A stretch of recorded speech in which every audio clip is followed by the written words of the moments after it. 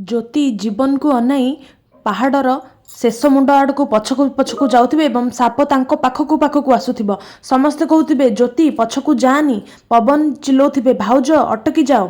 सेपटे माँ ठाकुराणी मध्य कहते जे ज्योति पछकू जानी खसीजु एवं ज्योति कौन सी कथा को खातिर न करी से साप को देखी पहाड़र शेष आड़ को धीरे धीरे जाऊे और सापटी मध्य तांको आड़ अग्रसर करुथिबो। तेबे भगवान की लीला ताहा केवल महादेव ही जानिछंती एवं एई समय रे जीवन को मुंडरे गुड़ा होइथिबा कलाकनाटी को से बांधी हाथरू दौड़ी फिंगी से ज्योति को बंचाइबा पई धाई जिबे ज्योति को पाखक, किंतु ज्योति पूरा पहाड़र शेष पाखक चल जाइथिबे। एक पत्थर तांको गोड़ खसीजिबो एवं ज्योति जोर रे चिल्लई तळकू पड़ीजिबे।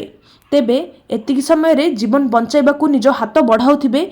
समस्ते आश्चर्य, पवन माँ ठाकुराणी जे ज्योतिंकर कौन हम, किंतु एही समय रे मानसी बहुत मजा नौथिबे जे ज्योति मरीगले तांको रास्तार कंटा सफा होइजिबो।